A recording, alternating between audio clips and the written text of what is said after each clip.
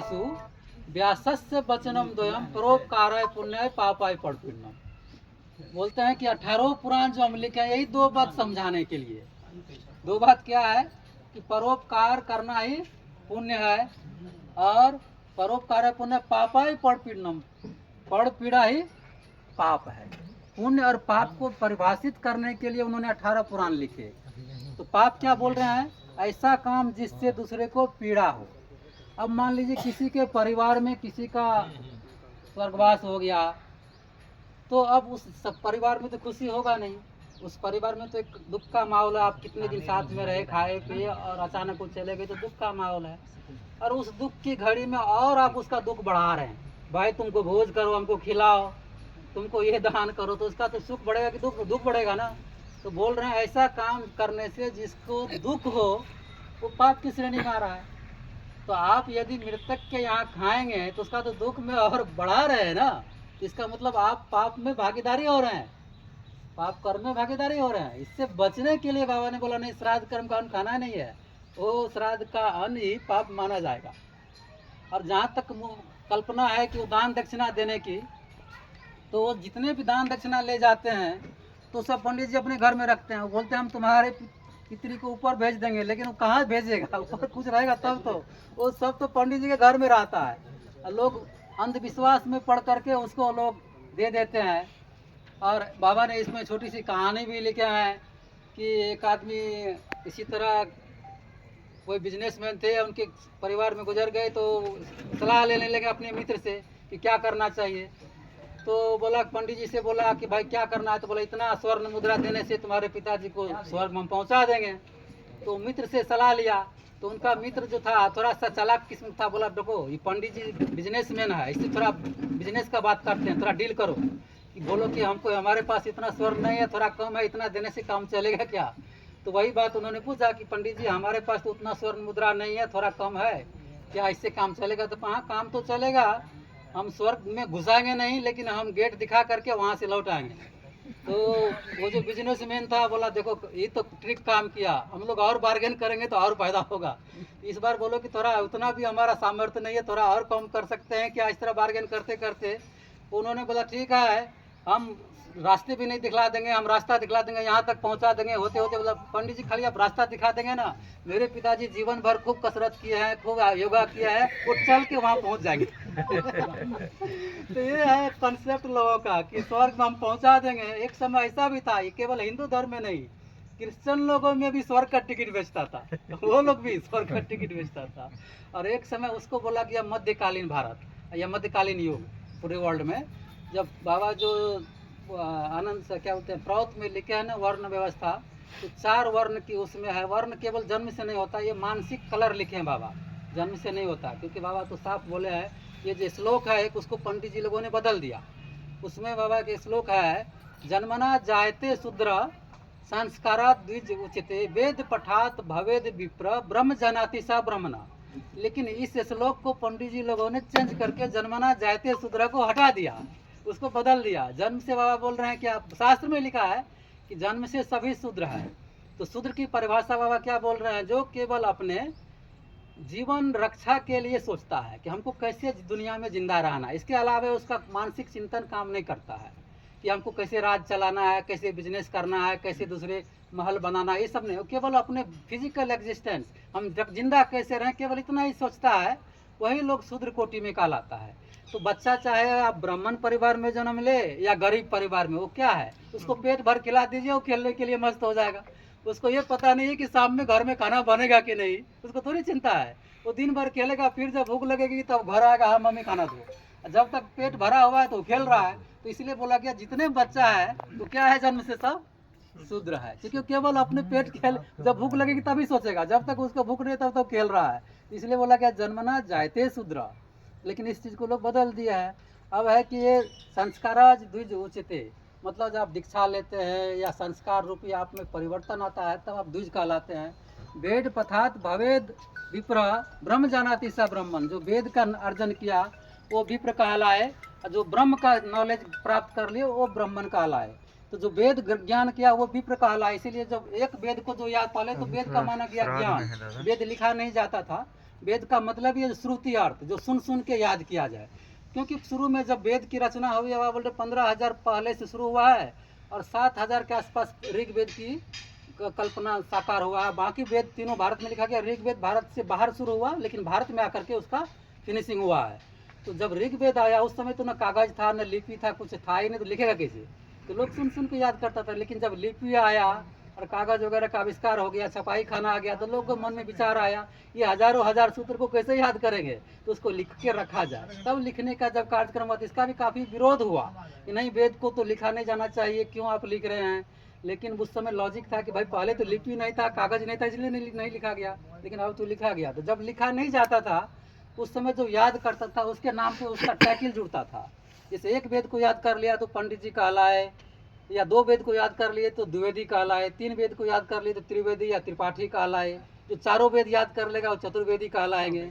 इस तरह से समाज में एक टाइटल चलता गया। तो ये जब उस समय वो लोग समाज में एक तरह से राज करने लगा। जब शूद्र युग आया तो आप बोलते हैं शूद्र लोग तो चूँकि उसका स्तर ही नहीं है कि समाज में हम राज करें, तो सब समाज ही शूद्र था।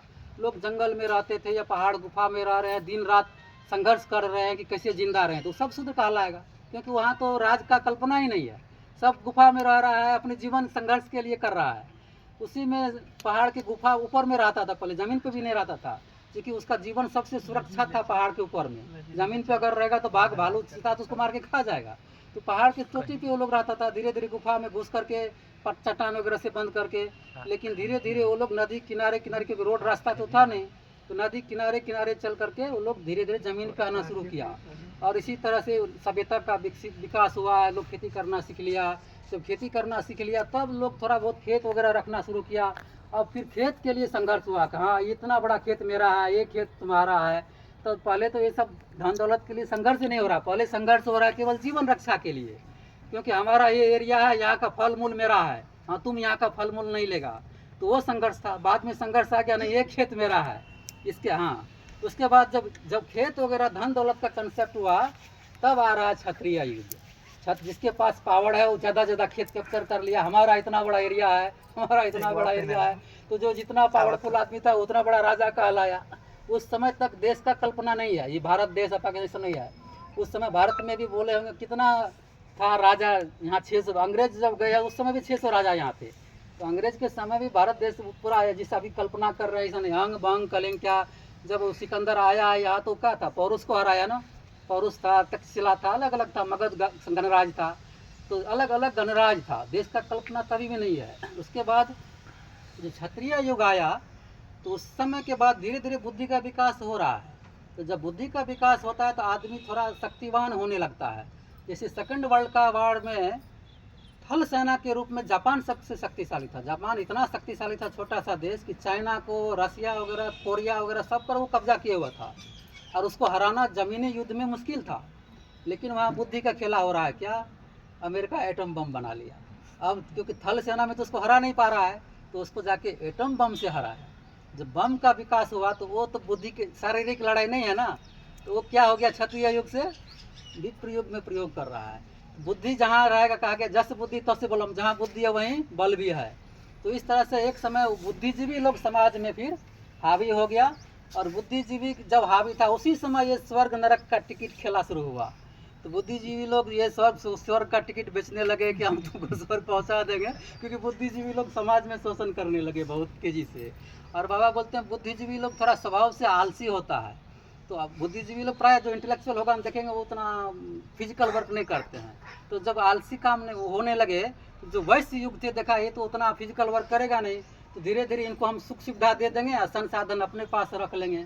तो धीरे धीरे वैश्य का उत्पत्ति हो रहा है कि धन दौलत पर वैश्य, पहले तो विप्र लोग कंट्रोल किया।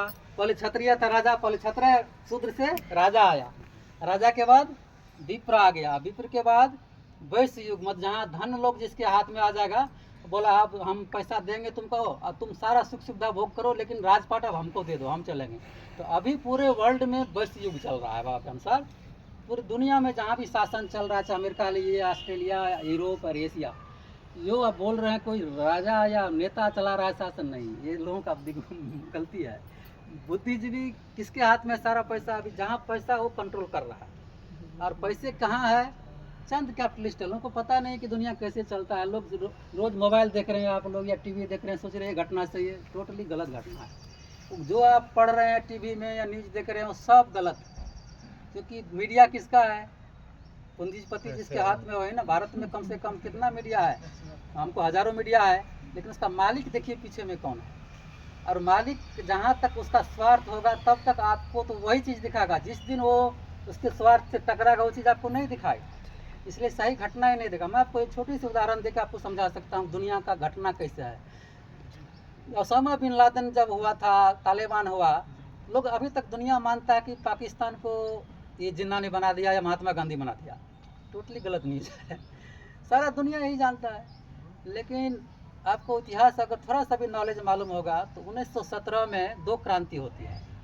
1917 से पहले इंडस्ट्रियल रिवोल्यूशन होता है यूरोप में। इंडस्ट्रियल रिवोल्यूशन के बाद क्या होता है कि पूंजी का धीरे धीरे कंसंट्रेशन बढ़ने लगता है, और इतना कंसंट्रेशन बढ़ने लगता है कि सारा दुनिया को अपने गिरफ्त में लेना शुरू करता है। और इतना उस समय बेरोजगारी भुखमरी बढ़ती है। उसके खिलाफ में मार्क्स जो जर्मन है, मार्क्स का खुद 2 बेटा जो है वो भुखमरी से बीमार होकर मर रहा है। तो मार्क्स बहुत फिलोसफर थे, चिंतन कर रहे हैं कि ये जो शोषण हो रहा है इसका खिलाफ कैसे किया जाए। तो उन्होंने चिंतन करते करते दिया कि ये जो शोषण हो रहा है इसके पीछे धन है, जिसके पीछे धन, जिसके पास धन है वो शोषण कर रहा है धन के द्वारा। तो इसको ख़त्म करने के लिए क्या उपाय है? तो तुरंत उसके मन में आता है कि अगर हम ऐसा सिद्धांत दें जहाँ धन नहीं रखा जाए, किसी के पास अगर धन नहीं होगा तो शोषण नहीं करेगा। तो मार्क्स का या कम्युनिस्ट का पहला सिद्धांत यही बन गया कि किसी के पास धन नहीं रहेगा, सारा धन सरकार का होगा। यही कम्युनिस्ट का या मार्क्स का पहला फिलॉसफी है। दूसरा सिद्धांत हो गया कि मान लीजिए आपको हम 5,000 तनख्वाह देंगे या किसी को 10,000 तनख्वाह देंगे, तो जिसके पास 10,000 मिल रहा है धीरे धीरे वो तो फिर पूंजीपति बन जाएगा ना।